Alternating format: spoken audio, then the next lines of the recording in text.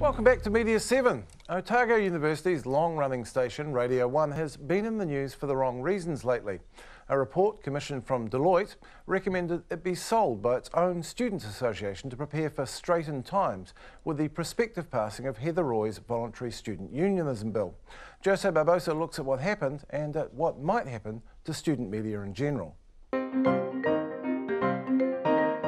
Okay, so here's the guts of the thing. Tuition fees at Otago University include a compulsory student membership levy, which goes towards funding the Otago University Students' Association. Unfortunately, that revenue now appears to be under threat.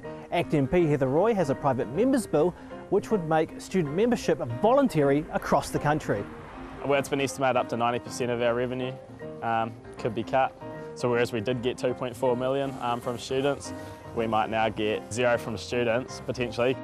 So OUSA contracted consultancy firm Deloitte to assess the impact should voluntary membership become a reality. Deloitte made several recommendations, among them the suggestion that 27-year-old student radio station Radio 1 should be sold. We weren't allowed to tell anybody that recommendation until the day after, and when that information did become public knowledge, Radio 1 put on its thinking cap. So in protest, Sean and his colleagues made a bold move. They decided to take the station off air. So for a week, anyone trying to listen to the 91 FM frequency heard this.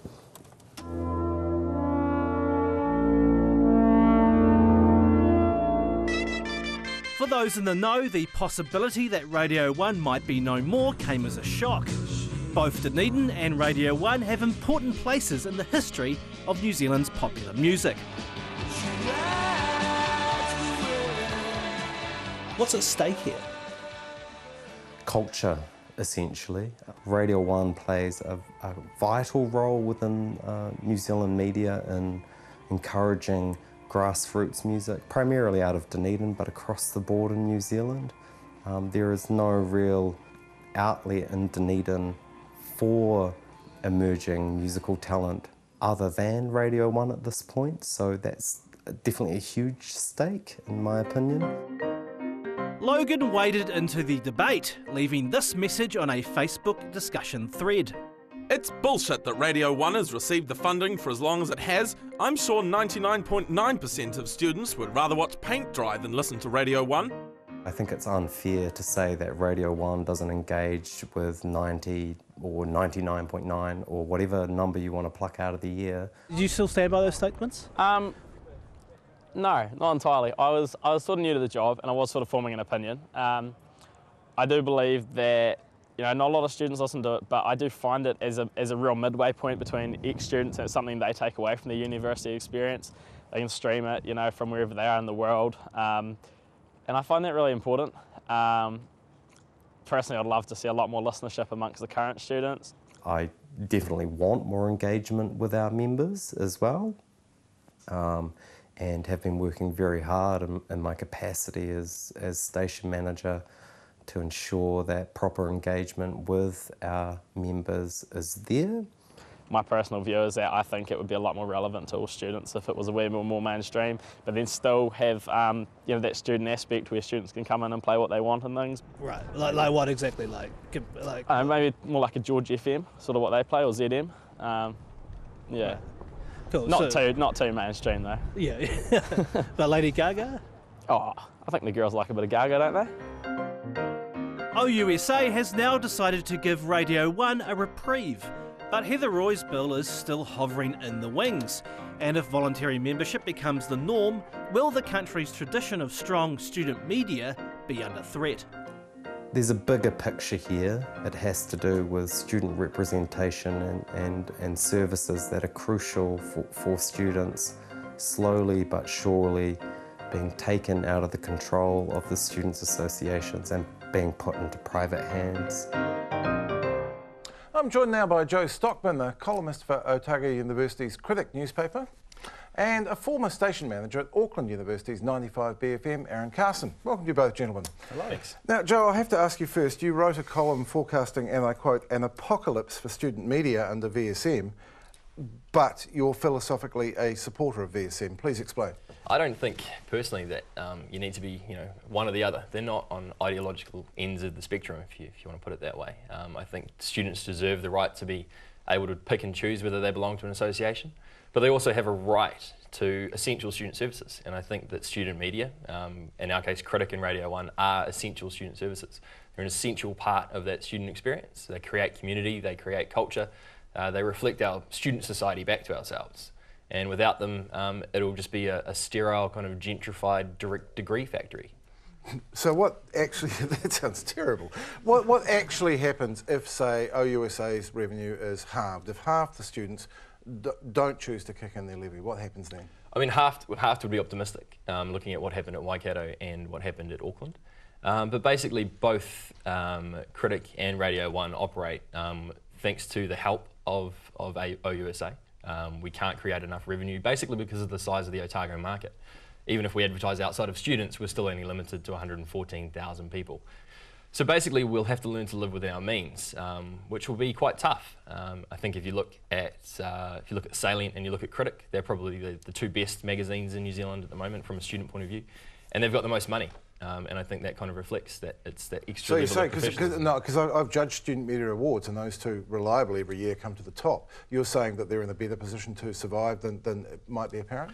They're in a better position to survive, but they won't survive with the same quality that they survive at the moment. And I think the reason for the slightly lower quality at some of the other magazines is probably because they lack the funding that we currently have.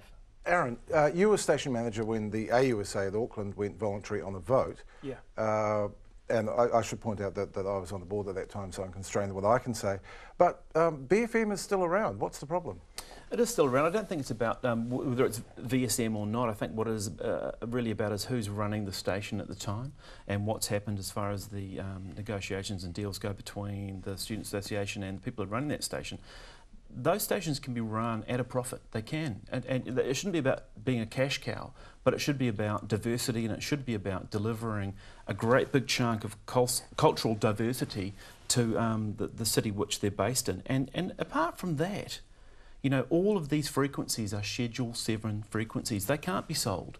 Let's face it, there's a caveat from the government which says the Crown always owns those frequencies, and that's a fact. And I checked that this week, and yet you've got situations where, say, in Waikato, where they were briefly voluntary, they leased that frequency, which is owned by the government, out from under Look, what happens, Russell, is that a student exec turns up for a year with great plans for politics perhaps in their future, but the fact is that they're there for 1 year. Those student associations have been there for many, many, many years, and those stations have been there delivering an incredible part part towards the cultural fabric of this country for many, many years, 30, 40 years.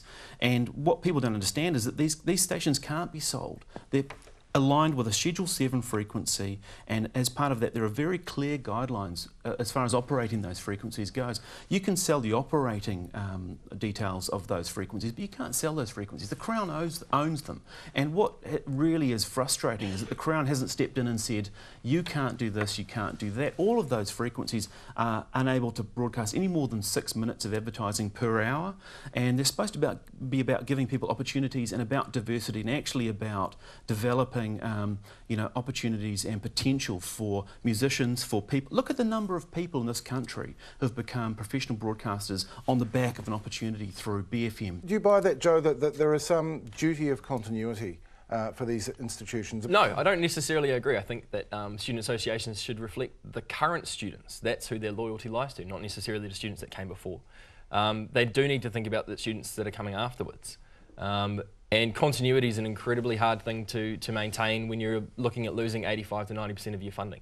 So you need to look at what are your essential services. And what OUSA did, I think they got it wrong the way they did it by hiring a big corporate like Deloitte to do it, which knows the value of everything but the worth of nothing. Why is Deloitte even involved, for Christ's sake? It seems a shambles. Well, I thought Deloitte, I mean, who's got the money to pay Deloitte? It was an unfortunate proposal, and I think they've realised that with how quickly they've stepped it back. I think Logan displayed remarkable political flexibility because it was about 24 hours before he had changed his own opinion. But he's young. I don't think he'd mind me describing him as politically naive. and he's learning quickly. I think it's What I great. think I should say, Joe, is that if any of these stations are lost, we've lost a massive chunk of the fabric, the cultural fabric of this country. We've completely lost it. And let's look at commercial radio in this country. It's complete shit. Seriously. Which is a really great point, Aaron, I think. And I think that the intangible benefits of student media and the tangible ones. I mean, I've read some of the stuff you've written. You have been pretty good at applying scrutiny to OUSA. Thanks. Students going to shoot themselves in the foot if they effectively defund that level of scrutiny, because you're applying scrutiny to the university. I think that's a really important point to focus on, is because student media is the opposition to both universities and student associations, because there is no kind of space for an actual political opposition. And so we're the ones that keep them honest. And we are the constituency of both the universities and the student associations. And student media are the ones that kind of communicate that, with probably more dick and fart jokes than we need to use, but that's how we kind of collect to the audience. And we keep kind of the association and the university connected to the students. Well, long may you keep doing so. I like the product this year. Thanks. Cheers. Thank you, gentlemen. Thank you, Joe Stockman and Aaron Carson. Thanks again to Andrew, Jack, and to you for watching. We'll be back with Media 7 at the same time next week. Until then, goodbye.